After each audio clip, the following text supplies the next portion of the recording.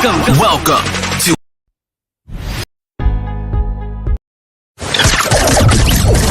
here it is!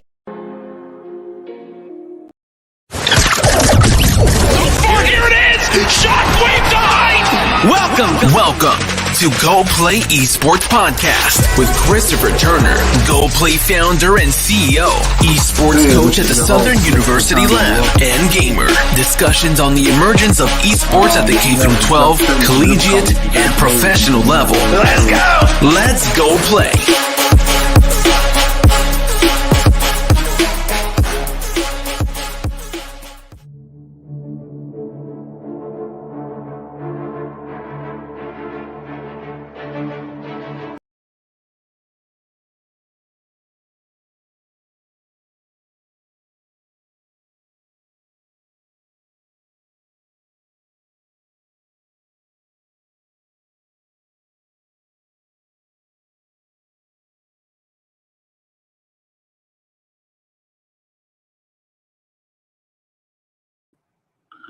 This is your host, Christopher Turner. This is Go Play Esports Podcast.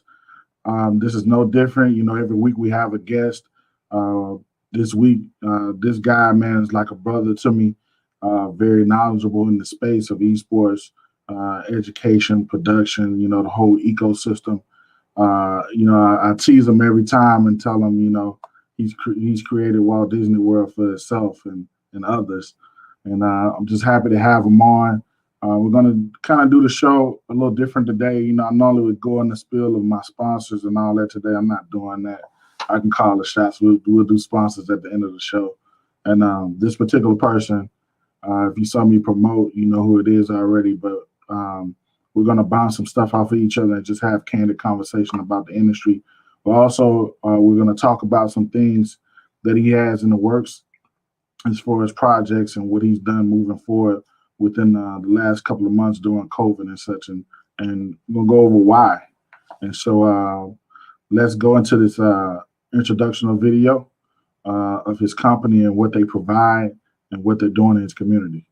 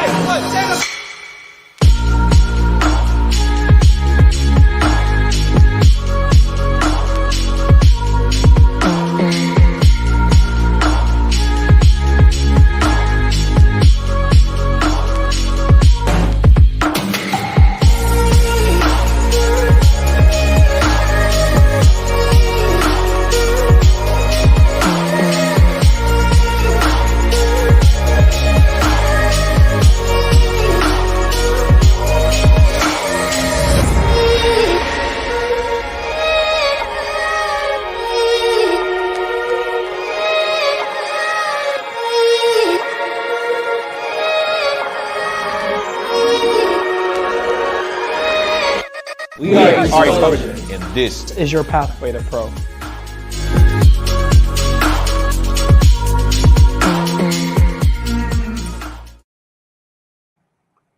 So if you don't know by now, I guess for the day is Danny Martin of Esposure, man. What's going on?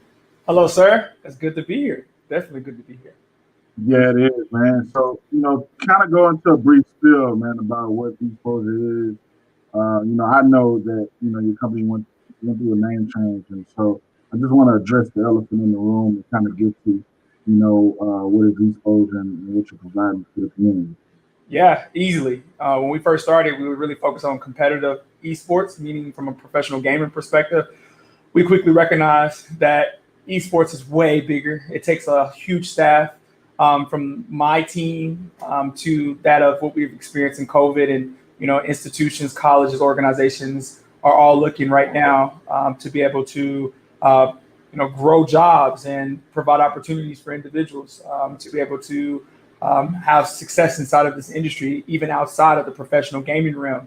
You know, so we looked at, the word exposure being used a lot. So we really want to turn it esports, right? So when you think of exposure, think about providing exposure to everybody within this community. And, being a 15,000 square foot esports arena, that's not necessarily your typical arena. It's more of an incubation hub for the southern sector of Dallas, which is, as you see in the video, individuals in our community, the African American, Hispanic. So we really just utilizing this opportunity to expose individuals to that, or expose the individuals to all the different career opportunities in this space. And, everyone has to learn about esports. They have to be educated about it. And then once they're educated, they're like, what do we do next? So ultimately, it's about giving them the platform to be able to test their skill sets. And as you test your skill sets, you get to be like, man, I did this event, right? And then you have a portfolio, you have a resume.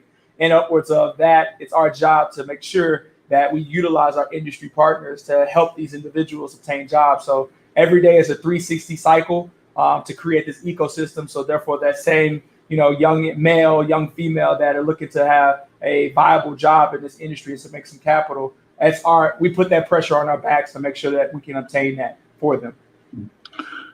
Being a business owner and building this ecosystem within like an African American Latino community, what challenges have you gone through?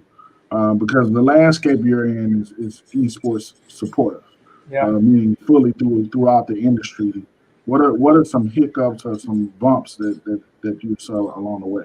Yeah, man, it's really the education on the parents and the instructors and the mayors and the leaders of the space. It's really being able to let them know all that's transpiring in this space. And it's not a hard thing. It's just being exposed to it, right? Once you expose an individual to the viability of this industry, then everybody's all on. So it was a first, letting individuals know in our community that this is something viable. And after that, it's just a fire lights up under everyone, and then they start helping, they start providing, they start, encouraging their students and their kids to participate in it, because it's something that we've been able to explain about, the career opportunities, but social, emotional support and camaraderie and leadership, all the things that you're experiencing inside of esports is just explaining that to the atmosphere. So that was really the biggest challenge is, you as a business owner, you coming into an environment that does not know. Typically, as a business owner, you want to come into an environment that they already know, and you give them the product,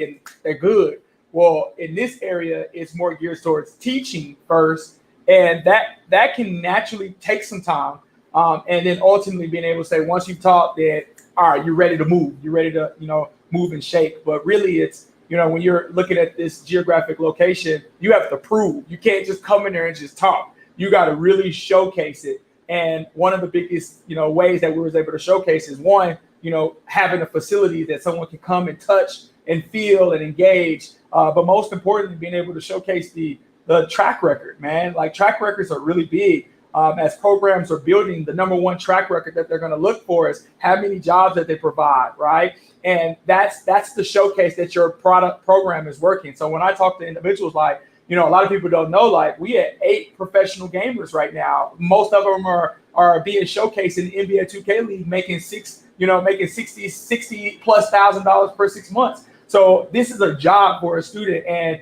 after just being able to say, look at the professional gamer and look at the capital, we were also able to say, look at, this graphic designer who has his graphics inside of the Forbes article that mentioned about esports. Look at this videography, the videographer that just was showcased on the video that you just seen. So everybody that does work for us, they're typically students, whether they're in high school, college, or postgraduates. We're really focusing on doing every single thing that's focusing on individuals who are new to this industry and upwards of helping them get out. So it's the challenge becomes really on just giving insight and really just being able to prove the end-to-end model. You got to prove it.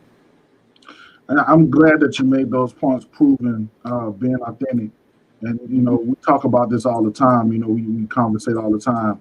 How important is it to be authentic? Like you mentioned those things, like a lot of people don't know, like you grew up in that area, close to that area. Yeah. The area that I service, I'm born and raised where I'm from.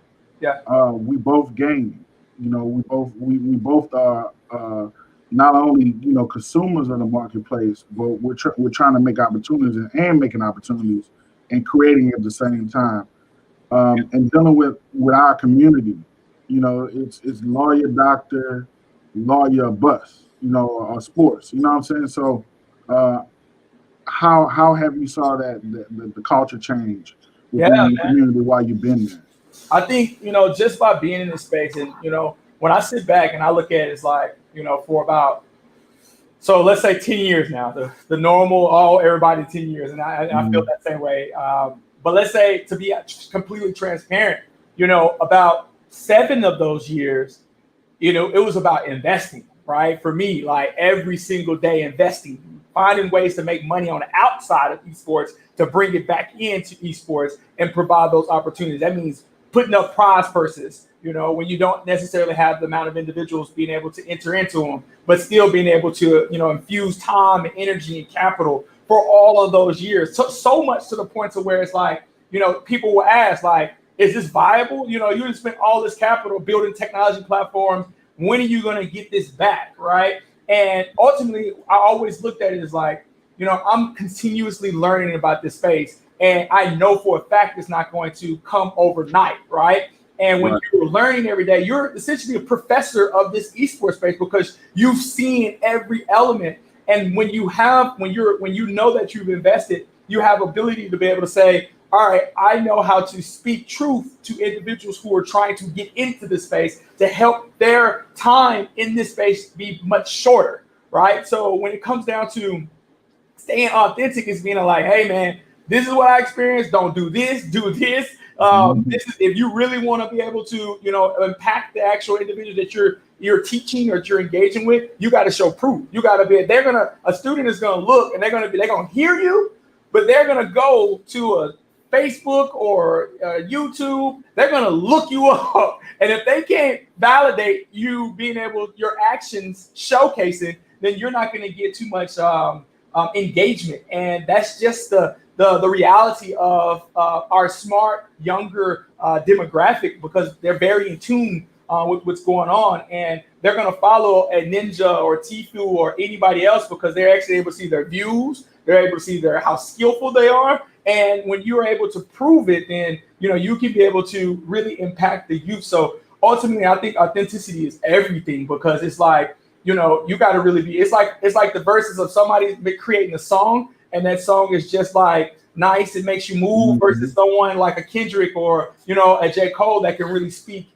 depth into the lyrics, and someone feels those lyrics and you can listen to those lyrics, years afterwards. At that point right now, it's really critical in this space right now, as fast as it's moving, to really give, true authentic experiences. So therefore you don't mislead individuals. You don't want to mislead someone that thinks that they're going to be able to get this, when in actuality, that's not going to be true. And then you're going to lead them to the point of where they're like, whether this a kid, whether this a, CEO, whether this is someone that's older, that's looking to get in this industry, just being real and saying, hey, this is what you should, you could go after. This is more feasible, because it'll be crazy if I tell everybody, like with 8 professional gamers, if I tell everybody that you're going to be, the LeBron James of esports, when that's not necessarily true. I don't want to stop anybody, but ultimately it's like, all right, just in case you are not the LeBron James, here are all the other opportunities. And we make sure that we engage and identify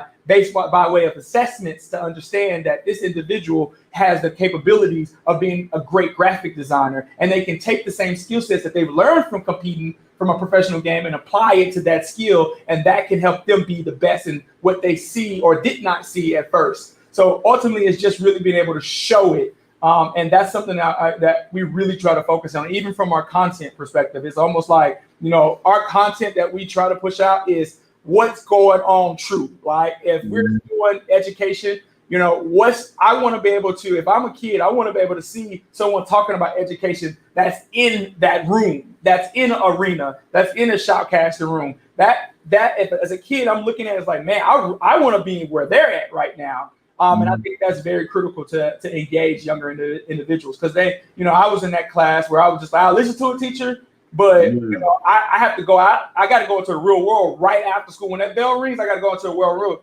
And those are the individuals that I have to listen to, whether they're drug dealers, whether they're entrepreneurs, I'm listening to them because I'm actually seeing them in it. And I think, the way as fast as information is these days, you got to really be able to engage the actual students, and you got to give them real time, because they're very smart, highly smart. Yeah, they're highly smart. Like they process real fast. You know, everybody knows that watches the podcast that I'm a teacher, and so I get it. And they're real careful about people not being authentic. If you're not authentic, that generation is just going to shut down on you. You're not going to get any aspects of work out of them at all. The connection is lost. And so I'm glad that you brought up the educational piece in the youth. You've done well in developing an education platform, and it's not traditional like the youth of today. You know, even in virtual class, like they rather video instruction Yeah. than like a basic curriculum like you and I had. Yeah. Where it's like a bunch of papers, a bunch of writing, and all that is important. But I think you did a great job in meeting that generation where they are. Could you talk about your platform real quick and you know how it's going and how people can apply and so forth and so on? Yeah, man, simple. Like, you know, just by being in the space, this is it was built out of necessity. You know, we were really focusing on allowing we have around 6 ISDs in our area, and you know, I was really focusing on, getting them all involved ISDs to come into the platform because there's no esports arena in this area except ours. So it was like, you know, I'm just trying to get all the teachers to that space. And, you know, when COVID hit, they were just like, you know, well, you can't go. I was expecting bus loads to come to the facility and just COVID just swiped that all out. So, you know, I had already made those connections. So I was just like, well, you know, here's how, you know, development is cool. But now I get to speak on the dynamics of coding, you know, where it looks at and I sit back and look at my team, my team of young individuals, and I say, man, we got to pivot because, you know, we can't necessarily just survive off of doing events inside of this facility. We got to figure out how we're going to engage. And, you know, I had some team members who were just like, man, we need to build an education platform. We was researching Play VSs. We were researching, you know, other platforms that are out there. They were doing leagues and tournaments. And we were just like, there has to be an element to where we can provide education and in front of these leagues by way of letting these students actually considerably do their homework. And we start building that platform like every day, building that platform all throughout the day. And in 2 weeks, we built the learning management system. And the hard part was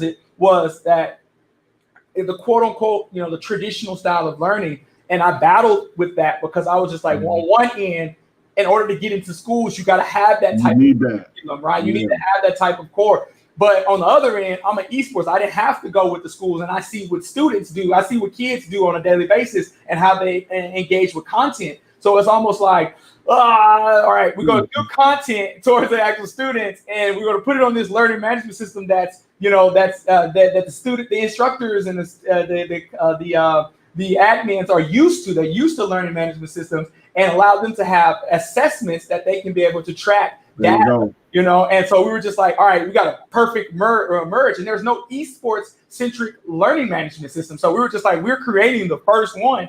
And as soon as we built it, we created content. We have over 120 odd 5 to 7 minutes videos that we've broken down from management, marketing, technology, competition, and production. And we built this nice UI and data-driven platform. And what we immediately our runway was getting short quick. So we immediately went right back to those schools and were like, hey, look at our platform, look at our content. Here's how much it's going to cost for students to be able to go through a said course, or whether it was 2 weeks or 2 months. But we were instantly like, you know, do you want this? Or is this something that you can use? And when we got that first yes, where a school gave us X amount of students, we were just like, all right, we actually built something.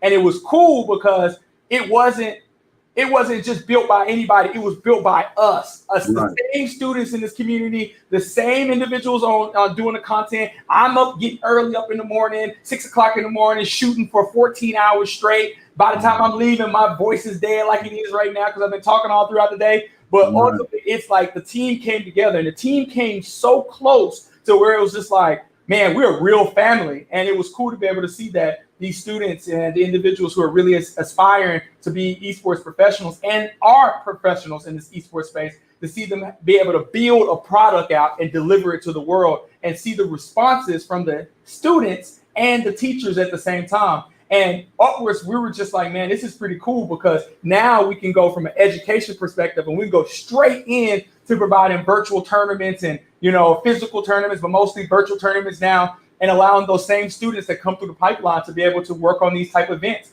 And it's cool when you can be like, I just did an event for, the Philadelphia Eagles, or I just did an event for a New Georgia project. These are things that individuals are proud of when they are actually a part of it. And that's the biggest benefit that I look at bringing to this community. And it's good that the community has backed us. And I would say every individual is creating a program, and ensure that you have the community support. It may take tomorrow, or it may take, next year, but having the community support is everything. That's the real model of sustainment and engagement. If you don't have your own community, don't really think about going nationally and globally. Focus on your community and then really showcasing the value that you're providing to your community, and then start trying to go out to do other things. Yeah. You mentioned two things you mentioned a lot of things, but two things that I wanted to kind of talk further on. The production, we're going to get that to that in a minute. Yeah. You mentioned being a part of the community and building that first, man. This industry, and you said you was okay with going there today. I'm about to go there. Yeah, I got you. This industry is like, it reminds me of like the .com boom. Yeah. Where everybody's running into it. It's like a housing market boom. Everybody's running to go get a house, right? Yeah. And you have a lot of people in this industry that are not of this industry, and they're, as we say in our culture, they're coming in to get the bag. Yeah, for sure. And they're not there for substance or to add anything towards these communities. They want the big streams, they want the big numbers, they want to get the corporate dollars. Yeah. What do you say to the communities that are involved? You got the education platform. You're doing stuff within the schools, like you're doing everything that you can. Yeah. What would you say to the communities that don't have a resource in their neighborhood, such as yours, or even on my side of things, where I'm at a public school, I'm able to build resources to outsource the community? What do you say to those communities that don't have those things? Man, so one, it's when there is a need, there's a way, right? It's not like there was this before I was here, right? So I seen a need and I said, all right, before I'm just going to go out and say I have something, I'm going to go study. I'm going to go spend. I remember packing up my vehicle probably like 4 or 5 years ago, and traveling. We did a tour, right? We did a tour to San Francisco. We did a tour at all the tournaments that was going on. And we literally got in the car, traveled to San Francisco, San Diego, New York, Boston, Florida. Like, we went to all different genres of games, and it was me and my team, and we just got in the car, traveled forever, and just learned the space, learned the community, took notes, engaged, and brought it back to our community. And from there, it was like, okay, I see what was done over here for this Call of Duty tournament. I see what an NBA 2K community looks like. I see what FGC community looks like. All right, this is how we can be able to build. And upwards of, before you even get the communication from individuals, they're going to be like, what are you providing us? And if you're not willing to provide them something, why would you even think that you can be able to gain something back from it? Like, at this instance, you got to naturally think about, especially if you're 1 to 5 years into this industry, you got to ultimately think about, what are you investing into this space? Like, what are you giving this space? Are you spending capital? Are you spending time? Are you, having sleepless nights? Are you putting in the effort? And are you doing research to be able to provide value to other individuals before you even think about getting it back from other people? Whew. Man, that was a lot. So the big thing in the industry now too is diversity and inclusion. Yeah. And so, I feel it a lot because I'm at Southern University. I'm over the middle, well, pretty much pre-K to PhD. I'm running esports on that full track. Yeah. And it's a lot of, HBCU tournaments. It's a lot of HBCU events. Yeah. You have people that's trying to be governing bodies. You have leagues that are just popping up. Yeah. Just out of the blue. Yeah.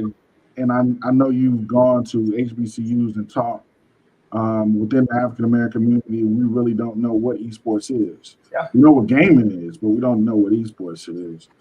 What do you say to those chancellors and presidents and people that are in admissions at these collegiate institutions that really hadn't been educated once again. And I know you have to have exposure. We know that. Yeah.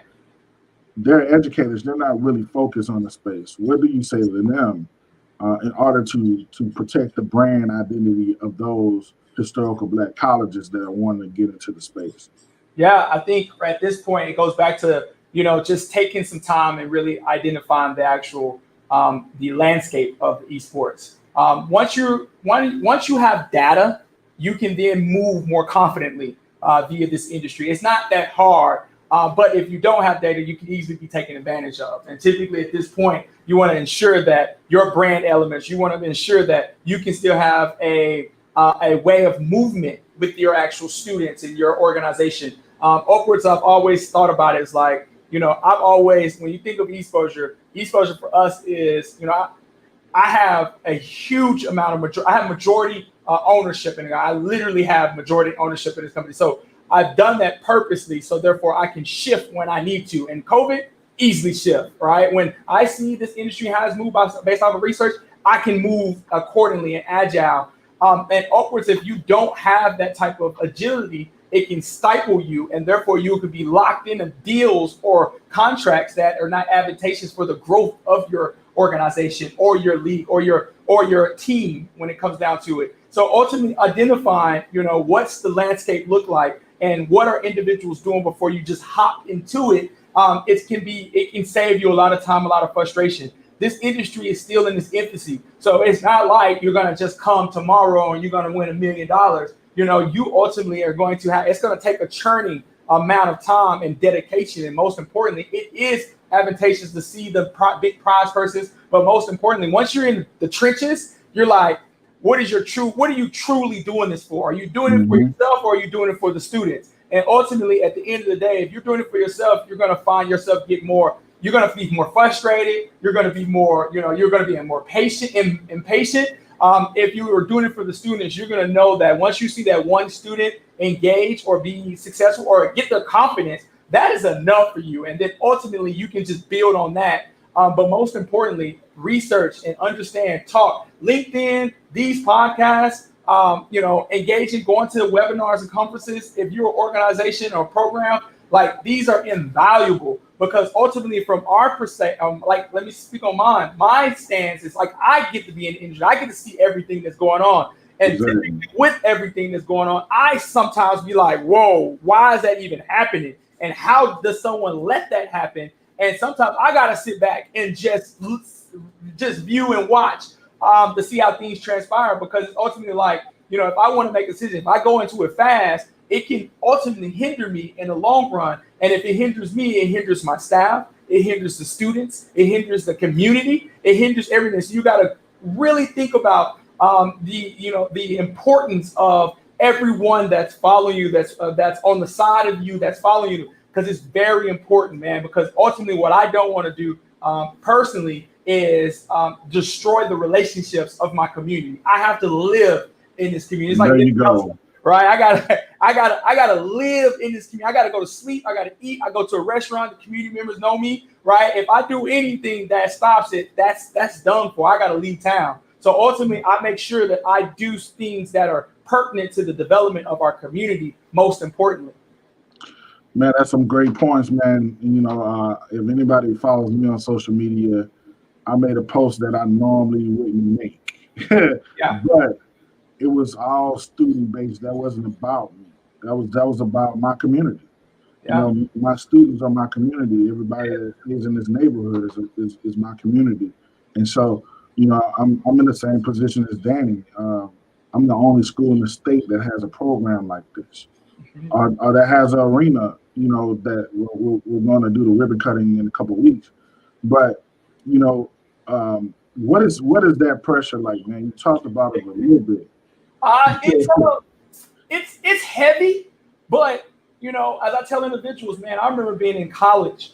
And as an entrepreneurship student, my number one, my capstone was to create an esports arena, right? And this was before anybody heard or anything. I created the design. It was an esports arena, had chairs and stage and all that. I built a whole business model around that. And I was like, I knew where it's going to be even at that point. So, the pressure that comes now is heavy, but I couldn't see anybody else that have gone through my trajectory of life being prepped as much as I am. So I'm ultimately like, if it's anybody, I'm glad it's me, because I have the patience, I have the tenacity, I have the passion for it. And the pressure don't really get to me. Little things like, getting on a podcast or, speaking in front of individuals, there's little nervousness and pressure. But, when it comes down to being in the element, I feel like I have to get through it, because ultimately that's going to give more people inspiration to go and do that exact same thing, because ultimately that's what helps build the total ecosystem of this industry. So the pressure is heavy, but I wouldn't, I wouldn't trade it. I wouldn't trade it for, I want to do this. Like I tell them, I want to do this for the rest of my life. And I'm okay if I'm just making ends meet. Like I've been there. I've made less than ends meet. There you go. So like if I can just make ends meet as I am now, like I'm just like, I'm cool. And if I make anything more than that, that's plus. But I'm at the point right now where I just got to be able to showcase a business model, because people who, if you're telling individuals to get in this space and you can't showcase a viable business model, when I tell somebody about an ecosystem, education, entertainment, and career development, they want to see a present with a bow on top, and they want to know that they get this present, it's not going to leave them, leave them in negative forever, right? Or they just continuously, I got to position this package to where I can hand it off and say, hey, you can do this in your particular community. You can do this in New York. You can do this in Jersey. And that's my number one goal. And I've been able to securely say, man, we've been here and we've been doing it every single day. I meet with my staff on a consistent basis, and we are like, where are we at with numbers? Where are we at with jobs? Are we providing jobs opportunities to our students? And that's the number one priority for us. So it's ultimately being able to say, hey, this is not traditional esports. This is not a team and we get sponsorships, and we're not. It's a different element. So when it comes down to it, I want to be able to showcase, hey, if you are a team, if you are a program, start to think about all the other elements, and that's what creates your ecosystem. It just can't be one in this space. The industry is too in its infancy right now. You find gamers that are making a lot of money, but you also find a lot of gamers who are not making it. You find even more gamers that are not making a lot of money. So really just showcasing the full ecosystem, so someone can say, all right, I can't be one faceted in this. I can't just have a league, or I can't just have an association, or I can't just have a team. I got to think about all the pieces and how they come together. And that's what's really going to showcase your full ecosystem. For sure, man. Man, I wish we had a lot of time. So I'm going to ask this question. Yeah. You mentioned the production. That was real critical for your business. Yes. During COVID, man. And when you start rolling it out, I always pay attention to what you're doing, man. Not as a competitor, but just as a brother. And I love what you're doing. Yeah. I had a staff member, sorry to cut you, but I had a staff member today. They were just like, Chris has been paying attention. Chris has been paying attention. I was like, man, I think that's really dope. It really showcases it. And you see individuals in the industry that are really loving and paying attention and learning. And that means you're a good teacher. That means you're a good steward of this industry. So that's the biggest element, but you keep going.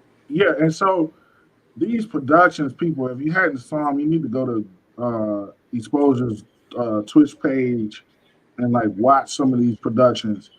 And a lot of people don't know. You stated it, but let's go in, man. One, you're creating high school jobs. Yeah. And they don't have to go work at McDonald's. There's nothing wrong working at McDonald's. Yeah. But if you have a passion for any of these elements in esports, you're able to go into Danny's space, the Exposure space, and learn a skill set. Yeah. The CEO of IBM mentioned something in an interview I was watching the other day. And she was talking about new-collar workers. I'm sorry, not white-collar workers. So new-collar workers are kids that graduated high school that have already built up their resume. And they're able to go directly to the workforce and make six-figure jobs just because they were able to intern at IBM or places like Exposure where, like you said before, they have a extensive resume already. Yeah. There's no need not to hire this kid. Yeah. And so, talk about, the production piece and what made you go in that direction. You were doing production in-house already, but you started white labeling and outsourcing, and how the kids responded to that. Yeah, I think it was pretty cool because, we identified the need for when the whole world goes blank and they have to do virtual, then you're right. You're like, man, we doing our own events, but we have a great opportunity to make sure that we provide virtual events for everybody that needs virtual production. Everybody who wants to do events, conventions, and they're trying not to cancel them. It was just like, all right, we need to survive, one, because we're a business, and I got, upwards of right now, I think like 22 employees. So that are young, that are all underneath, probably like 32. Everybody's underneath 32. So in this instance, I can't look them in the eye and be like, sorry, you gotta do so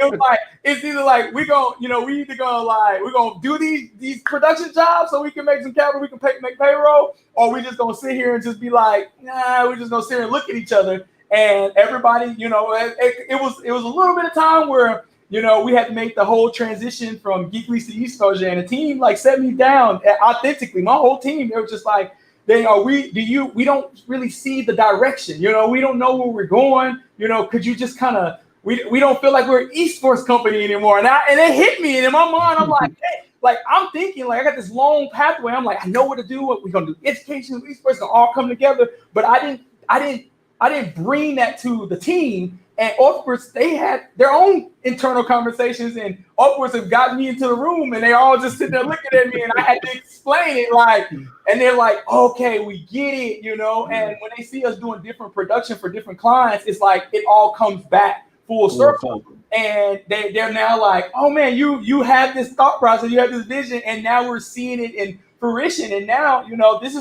this has been a time where our company has been valued the most right now. Our value is pretty much quadrupled since COVID, and our team is looking at it as like, wow, we really are doing this, and we're doing it on all facets. We can go and do a client work tomorrow. We can do our own internal events, both live or virtual.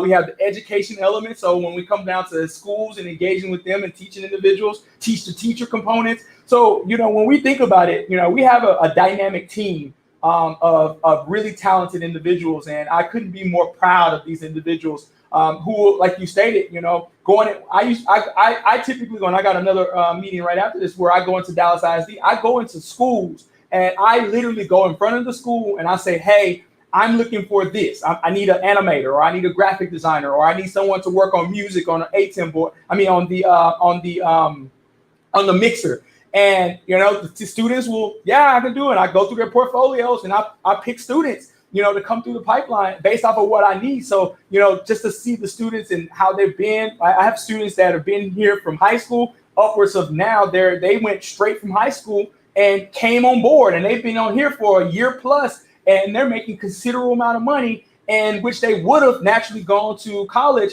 And I don't knock college, but what I do understand is that people go to college to get jobs, right? You go to college to get a job. If I'm able to provide you a job, a viable job in a new growing industry where you're able to make capital and start to build out your portfolio, who wouldn't? So I've had to talk to parents. I've had to talk to my staff parents about a hard conversation, right? Yeah, that's a hard. I promise you, I've had to have those conversations, and it's and upwards, you got the same parents that are like, man, thank you, this individual is being able to excel, and he's happy, he's loving being in esports, and he's doing it fulfilling. He's happy to go to work, and to be completely honest, our space, even with COVID, with social distancing and everything. Our staff, they stay here even afterward. They stay here to play games. They stay here to, engage with each other in regards to working on different projects and just building up their skill sets. Because this is what they like to do. And I don't have a problem telling an individual. I don't have to say, you need to be up here. If anything, I got to be like, you need to go home and sleep. You need to go to sleep, And they're telling me the same thing. They're like, Dan, you've been here. You got a pallet on the ground. Like, go to sleep, come back in the morning. So that's how our team components are here. Man, that's awesome, man. And like I said, man, I know you have to go. You're a busy guy, man. And I said this season one. If you hadn't listened to season one, go back and listen to season one. Danny was on season one. This is season two. He's probably gonna be on season 3, 4, 5. How long I decide to do this podcast, but we can go on for days, man. And I always give my guest time to plug whatever they're doing, man. And it might have seemed like you were plugging the whole time, but really, I wanted you to like fully describe what you're doing at the community over there in DeSoto and South Dallas area, man. So, plug away, man. Website, Sure. App, whatever you want to do. Yeah, for sure. You hit it. You hit it right off top. It may sound like plugs all the way, but this is our life. Like when I sit back and listen and individuals are just talking, I just be like, man, my mind is be like, I want to see what's actually being done. And because when I hear what's actually being done, that's what makes me inspired. I like to hear that. And like for me, it's just like I like to be able to speak on what's being done. And that's really, it's critical because that's how you inspire someone. That's how you get them to say, I can do that too. And if not, I can do it better. Right. Exactly. So and that's the number one dynamic because I overall want to see this industry grow. And, when I think about a plug, it's simply just being, the biggest plug that I can be able to provide is just, engaging on social media platforms like LinkedIn and Facebook and just tuning in, tuning in the podcast. I take myself out of the realm on like podcast is hard for me, but I do it because of the potential partnerships that come out of it. And then just taking myself out of myself and providing other opportunities for individuals to speak about what they're doing. Right. So it's just engaging in those conversations because, I see the space. I see who's doing what, who's doing good, who's doing not. I see the elements and upwards. If you're not, I really want to help you understand the components so you can get on a better trajectory. So ultimately, it's just everybody should be able to succeed out of this industry. So the biggest plug is just tuning into content that's being provided. And if you're interested in anything, education, production, if you're a client that want to do virtual, just know that everything here is student-centric, from the content to the production. It's a family here that these individuals will be doing some awesome things into the world to come. So I can't wait to be able to see it. So that's the biggest plug that I can ever say. That's awesome, man. It was nice having you, man. I have to think, man. Like, LinkedIn is like family to me, man. Yeah, they've been going hard in the comments, man. Yeah, they have. I've been seeing it. So, shout out to the LinkedIn family, man. Where Danny probably goes harder than me, man, as far as content. But it's just good to see you tuned in and learning, man, and engaging.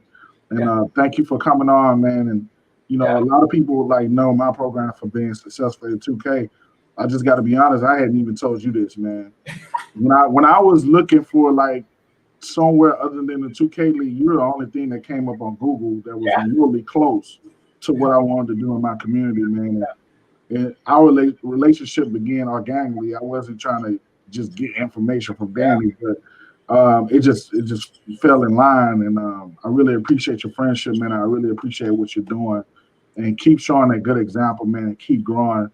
And no matter what goes on in the industry, man, stay Danny Martin. Stay Danny, man. Stay Danny. Vice versa, stay Chris. I think, as we've been talking about it, we have a lot of good conversations. And, we get to see what the space is. And we really are just you can tell the passion that you have for the students in which you're like, I just want to make sure that my students are good. You have the same realities that I have to face when I got to look at someone in the eye. I got to look at students in the eye every single day. And just like if you have kids, I don't have any kids, but of myself, but I have bunch of kids. Yeah, there you go. And I got to make sure that I'm leading them in the right direction. So above anything that goes on in the space, I still have to come and look at, these students in the eye. And I can't just go out and market and say any dang thing that's not true, or I literally got to make sure, because if I say something on this part, they going to come in this door. They literally, after I get out, if I say something bad, they're going to look at the door and they're going to be like, oh, so that is what it is? Oh, is that real? Like, accountability, man.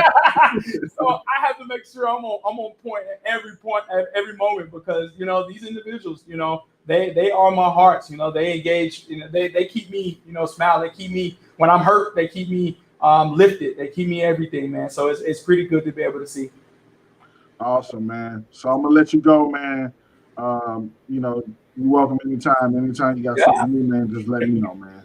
Yes. Have a good one. We got it through, man. Yeah, there you go. Talk to you soon. All right. That was our guest for the day, man. Danny Martin of Exposure out there in DeSoto. Dallas, Texas area, man, by the cliff, as people say, man. I stayed in Dallas for a while. We're gonna get into our sponsors, man, but first I wanted to get into pretty much the traditional podcast you can find on Apple Podcasts, Spotify, Google, and iHeartRadio. Our sponsors is Vertigear, Tafasi Gaming, and we have a partnership with Control. Control, that's drinkcontrol.com is where you can find that drink. You can use code GoPlayEsports on all of those sponsors. We're going to play a Vertigear commercial, and then we're going to play Tafasi Gaming. You can use code GoPlayES. That's GEAUXPLAYES, and get discount codes on all of those sites. That's vertigear.com, and that's Tafasi Gaming, TIFOCI Gaming. So we're going to leave with this Vertigear commercial. That's vertigear.com.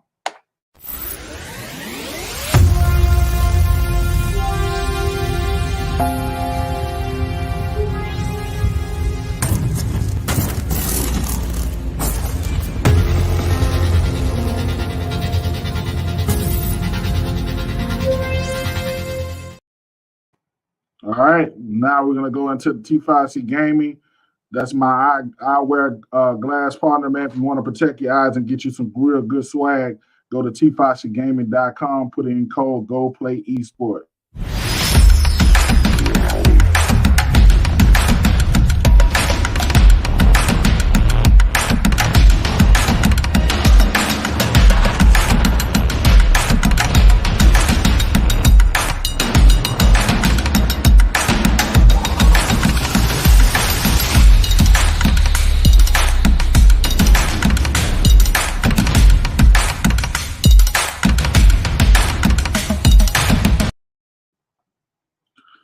Y'all already know what I say here. Go play esports. See you next week.